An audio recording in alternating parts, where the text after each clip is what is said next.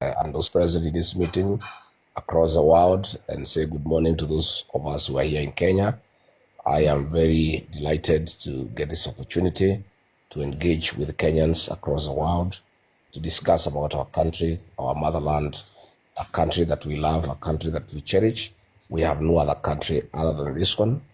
And it is very critical that we get an opportunity from time to time to engage citizens about their country, about their lives, about their future, because continuous engagement is a good practice all over the world. So I am really looking forward to this discussion, and I'll be able to take questions on any topic, and I'll be able to, in a very truthful manner, give you a candid response of what is my insight, what is my thinking, and again, to discuss the state of our nation, where we are as a country, where we are as a people, and what is going on in our country, and what we think you people in the diaspora can do to make our country better, to improve the lives of our people, and to make this country a better place to live in. So thank you very much, and I look forward to this discussion. Thank you very much, His Excellency. During our engagements, we realized that our people almost they know what they need, they know how the country is, they know what is happening in the world, and we got a panel of a few people, because we could not, if we were to ask, each and everyone was to ask a question, 2,900 people, we would be here for the whole week. So our panel came up with a few questions, 7 questions to be precise, that the people, your people, our Kenyans felt you should be able to address. And those are the first questions that you're going to address in English and Kiswahili. Then we shall have the second session. And I have the honor to introduce C.S. Mumbi, who is one of our greatest supporters. She will be the reading panelist tonight, and we'll have the honor to take you through the questions. And let me say this, we would appreciate if we took a maximum of 3 to 5 minutes on each question, but you have the liberty to elaborate on whatever question it is, so that you can have the next session, which will be engaging with people and more. So the people in the diaspora who were really worried on what is happening in the country, and I'm sure they will want to engage you. Mumbi, welcome. Thank you very much, host, for having me this morning and evening this side of the diaspora.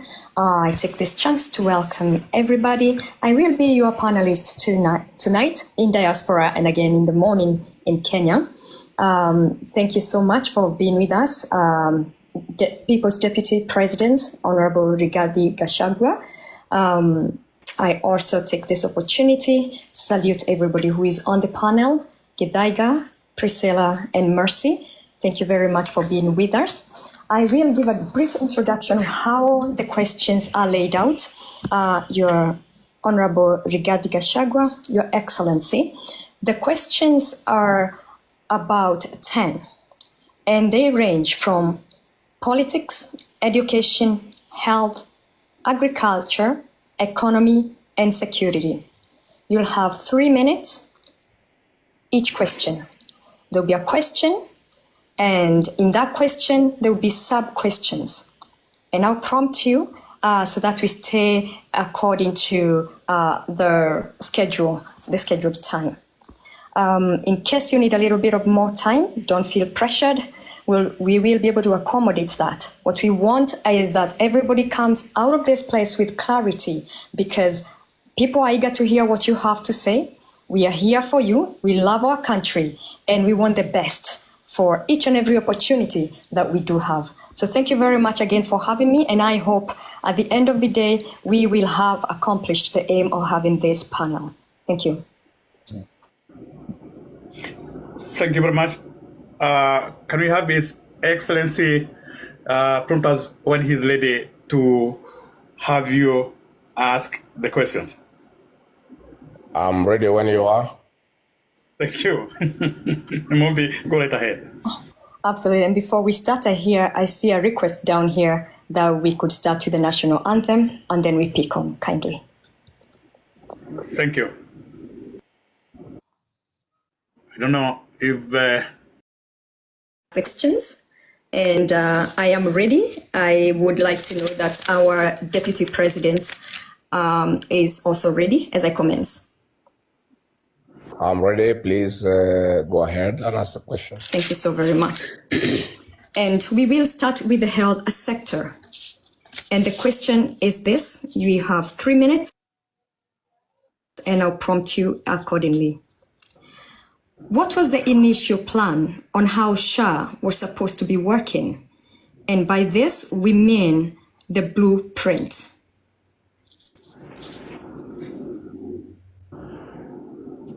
Thank you very much. In our manifesto for Kenya Kwanza, we did promise the people of Kenya that we'll come up with a better health system, an improvement of the NHIF, and the promise was that through NHIF, families were paying 500 shillings, and with the new system, they would pay 300 shillings.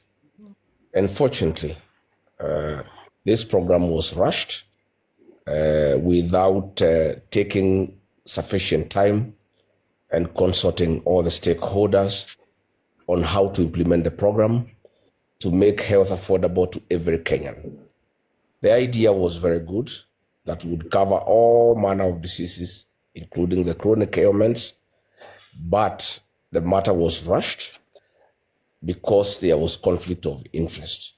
It became necessary to create a new system that would cost 104 billion Kenya shillings, which was really unnecessary because experts have told us that it was possible to reform and improve the previous system of NHIF at a cost of about 800 million shillings.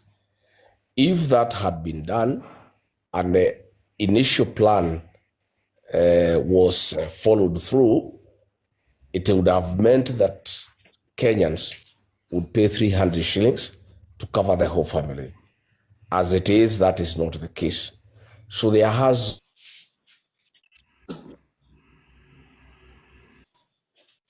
been a lot of problems out. It was rushed, and as it is today, many patients across the country are having problem getting their bills sorted out in hospital. So the idea was very good. The promise was apt, but the implementation has been very, very wanting.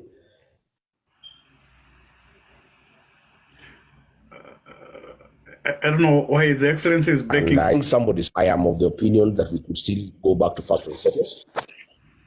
We could still go back to factory settings, stick to the original plan of improving the NHIF to make it more useful, to make it more affordable, to make it more friendly.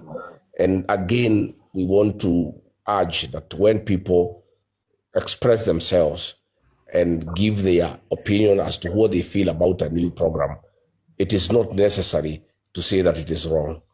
We can just listen to what people are saying and agree to be corrected where we are wrong, agree to take criticism where it is not working, take those divergent opinions as a strength, incorporate them in the initial idea, and have an improvement of the health program as envisaged in the manifesto. Okay, well answered. Now, you have clarified that SHA is not delivering the services as required. And I'm sorry, your network was breaking up when you're answering the question. So just to clarify, now that the reality check on ground is that SHA has failed the mass, the question is, with the new administration that you are planning on, will you completely do away with a SHA, or will you rectify it and then sustain it? Now, we have to put into account that all these steps, whichever step that you take, it will incur more expenses. Please, you have about 30 seconds. Answer this question. I think good governance is about listening to the people and taking their input as part of the solution. I don't think doing away with something entirely is the correct thing to do. What is important is to receive the views of all stakeholders, mostly the patients, the doctors, the nurses, the people in the health sector, and the Kenyans themselves. And once that has been done, you will incorporate what they think should be done to improve the program. So I think the most important thing is a commitment to listen to the people, to listen to the stakeholders, and incorporate their views and their suggestions. Thank you very much. The other question was a concern that the NHIF, there are people who had paid into it quite a large sum of money, and somehow the money disappeared when it came to be transferred to SHA. Are you planning on putting that into account, depending on whatever kind of step you're going to take? And also, if SHA does not work at all, and people don't want it because it's not delivering, and we don't know exactly who owns this SHA, what is the next alternative that you have for the mass? Bearing in mind that healthcare is one of the key elements in a society. In fact, it is true that very serious monies had been paid to NHIF, and nobody thought it necessary or bothered to tell the stakeholders, those who had paid money to NHIF, what happened to their money. If you look at faith-based institutions, the hospitals owned by the Catholic Church, by the PCA Church, and other churches, they owed billions of shillings that was in the former program. But the SHA was just introduced without any consideration, without listening to these people and taking time to explain to them what happened to those monies. There are so many people who had contributed money, and the government is silent about it.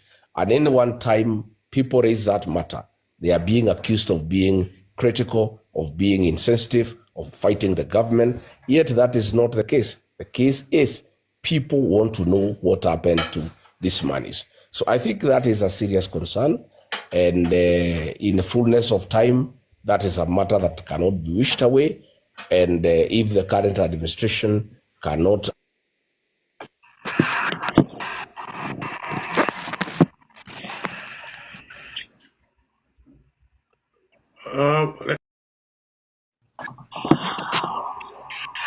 Yes, I am saying that in my view and the view of the majority of the people of Kenya, 98% of the Kenyan population, the affordable housing program is not a priority for the people of Kenya. Housing is a private sector initiative. We should leave people to put up their own houses. We should spend all our resources in putting up the necessary infrastructure, creating roads, water, electricity, sewage, and then people can put up houses for themselves. We do remember Mwai Kibaki, the third president of the Republic of Kenya, opened up the bypasses, put roads, water, electricity, and sewage, and the houses came up on their own. It's a private sector initiative.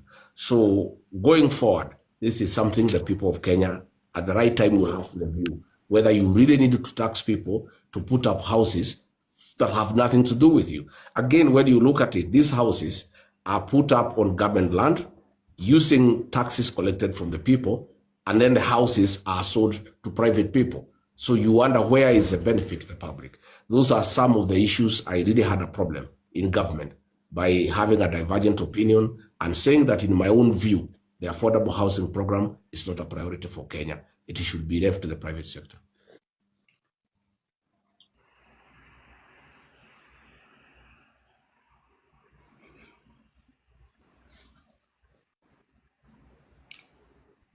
CS, are you there?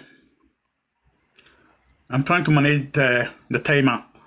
Whoever, moderator, okay? Yes, please. If the moderators could just leave my microphone on, that would be great, so Yes. that we don't keep on going back and forth in that way. And please, Gedaiga, if you could help us remove that timer, that would be really great. Thank you very much, Your Excellency. We've had your stand as far as that is concerned. Now let's go back to the employees who are paying this money towards this fund on an every day basis, because every time they work, the fund is subtracted. Now, in the new administration, can the employees opt out from this contributions? I think a new administration in Kenya will have a discussion with the people of Kenya, and a new administration will be people sensitive. It will be an administration that listens to the people of Kenya.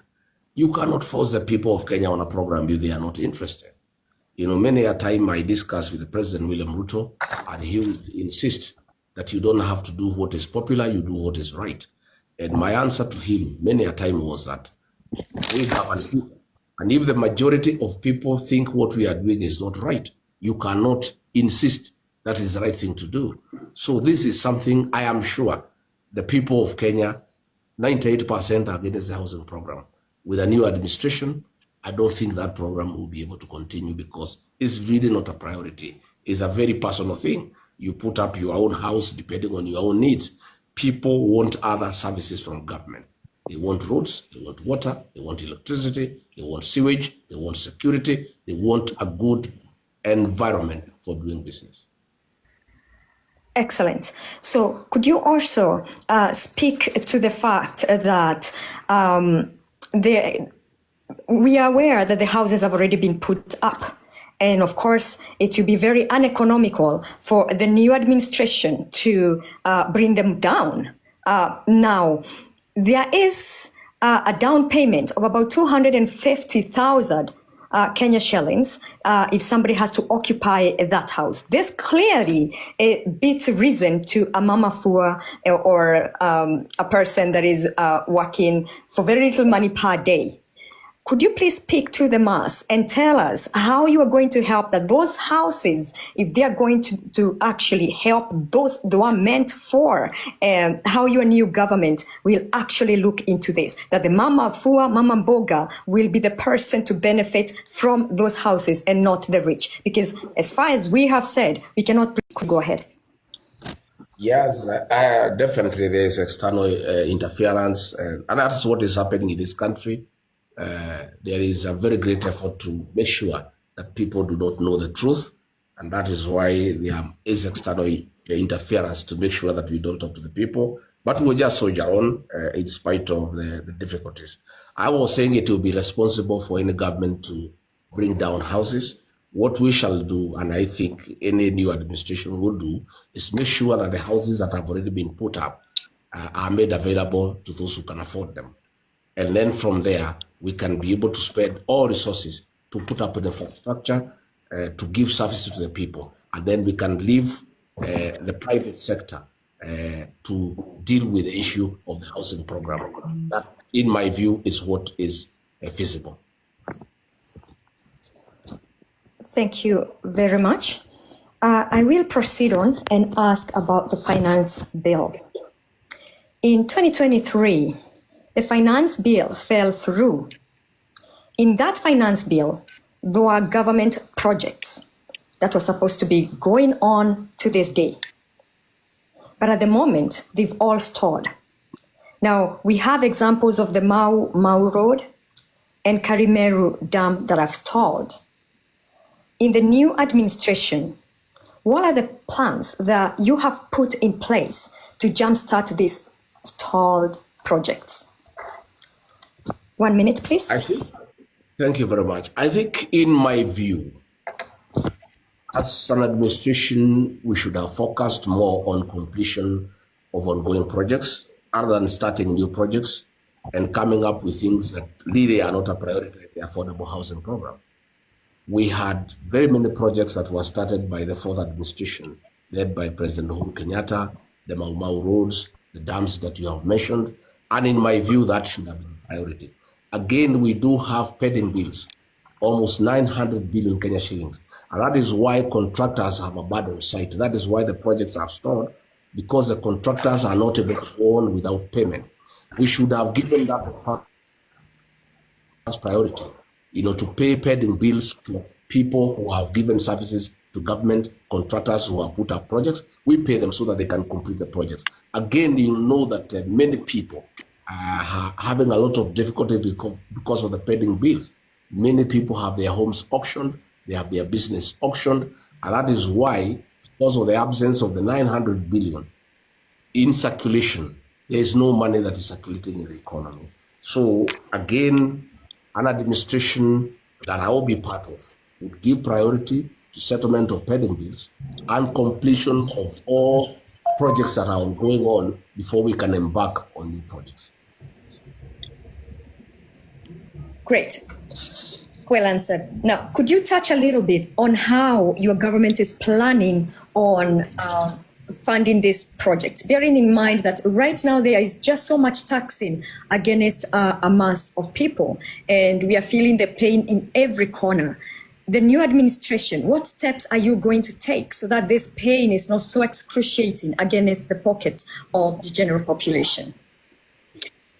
I don't think overtaxing people is really the way to build a country. Taxation is a way of raising revenue and is accepted all over the world, but it has to be done in a way that you don't kill the goose that lays the golden eggs. If you overtax people, you kill productivity. Today, if you go to the streets of Nairobi, you go to the Makema, you go to Taveta, you go to all shops that were very busy have been shut down.